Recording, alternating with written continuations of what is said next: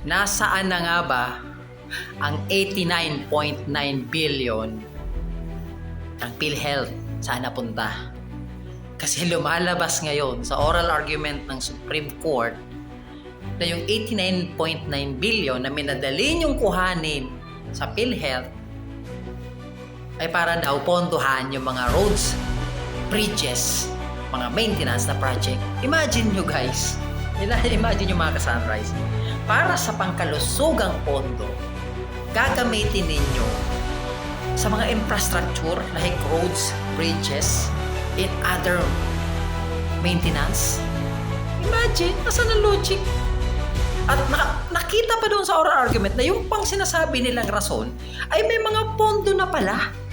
Dahil ang Pilipinas o ang bansa natin ay nag-loan sa Bank of South Korea ng 174 billion para nga pondohan ang mga ganyang projects na yan. Nasaan ngayon napunta yung 89.9 billion? Ito po ay malinaw na pambababoy sa ating bansa ng mga nakaupo ngayon sa gobyerno. Nakakalungkot. Kung Pilipino ka, ay kailangan may pakialam ka. Dapat lahat tayo may pakialam. Imagine mo, according to sa arguments pa sa Supreme Court, nakita na ang budget ng PhilHealth ngayon ay negative na. It means to say, negative na, at sa mga susunod na mga event or mga susunod na obligasyon nila, hindi na nila mababayaran. Dahil negative na nga. Dahil tinanggalan pa ng mga congressman na to at senador na to ng subsidy ang PhilHealth. Imagine that. Isang napakalinaw na pambababoy ang ginagawa po sa atin ng mga nakaupo ngayon. Ito po ay nakakalungkot at sana naman may managot dito. Kaya pala, dinadivert nila ang issue at laging pinupukosan yung 125 million ng confidential fund daw na ayon nga naman sa COA ay cleared naman, na ipaliwanag naman ng maayos at mayroon namang ongoing pang audit na ginagawa, pero inindiin nila na may corruption doon. Pero samantalang itong pakalinaw na to na 89.9 billion po pinag-usapan dito mga ka-Sunrise, na napunta saan? Diba? Alam nyo, isang bagay na realidad dito sa Pilipinas, itong mga trapong politiko na ito, ayaw kasi nitong mga to na ang mga Pilipino ay umunlad, umasenso. Alam nyo po kung bakit? Number one reason, dahil kapag ang Pilipino nakakatayo sa sariling paa, umasenso, maganda ang buhay, hindi aasa ang Pilipino sa mga trapong politiko na yan para pumila, humingi ng tulong, humingi ng pabor, humingi ng endorsement. Dahil yan ang gusto ng mga trapong politikong ito, guys. Na tayo mga Pilipino ay magpakaawa sa kanila, pumila sa kanila para humingi tayo ng tulong sa kanila. Tapos palalabasin nila na utang na loob pa natin sa kanila. Na samantalang hindi naman nila pera. Pera ng taong bayan yan. Yun ang problema. That is the real problem here in the Philippines.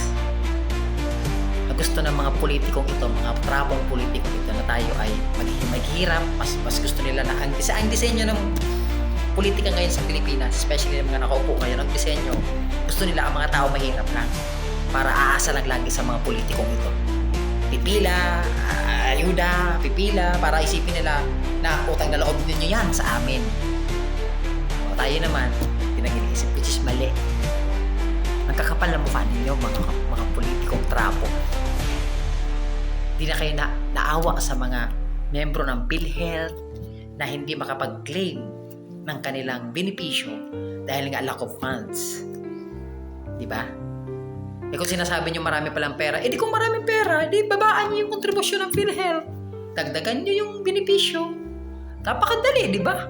Gamitin nyo sa tamang pera. But the question is, right now, is where is the money? Saan napunta yung pera?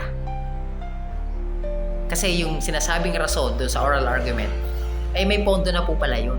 At according pa nga kay Associate Justice Reyes ba yun? Ay, Javier? Hindi pa nga raw pala nag-i-start yung project na yun.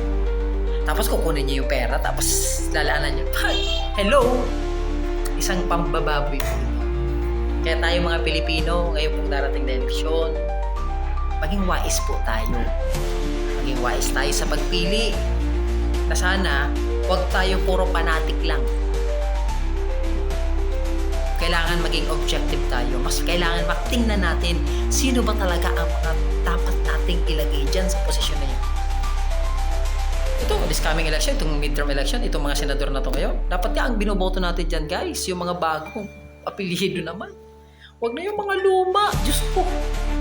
Ang tagal-tagal nilang umupo na dyan sa Senado. Ano bang ginawa? Diba? Wala naman. Tapos babalik na naman sila ngayon. Tapos ang daming magkakapamilya dyan. Kaya ako sana hipuin ang puso ang bawat Pilipino ng Diyos. Hipuin ang puso ng bawat tao ng ating Panginoon Diyos na piliin ang tamang tao. Piliin natin yung mga bago naman. Mga bagong mukha, mga bagong apelido na maninilbihan sa atin. Kasi for sure, nakakasiguro ako magpapasikat yan, magpapa-impress yan. So, ibig sabihin, magbe-benefit sa ating mga Pilipino yan. Dahil mas gagawin nila yung tama. Dahil syempre, kailangan nilang magpasikat, kailangan nilang magpa-impress sa mga botante. Eh, itong mga dati na, dapat hindi na ito pinuputo sa totoo lang. Mga dati, ang tagal nyo na. May sasabihin ngayon, ito, plataforma ko, ito gagawin ko. Eh, nung senador ka, ilang years ka na naging senador? Eh, 30 years ka na, 20 years ka na, 15 years, more than 10 years ka na. Eh, ba't hindi mo nagawa? Diba? Ba't hindi mo nagawa? What is the point? Kaya, tandaan po natin, vote wisely, piliin po natin mga taong naramdaman natin yung may malasakit talaga sa Pilipino at handang magserbisyo. Right? God bless everyone. Pag-pray natin ang bansa natin, guys. Na sana ang mga manalo is yung mga taong may takot sa Diyos.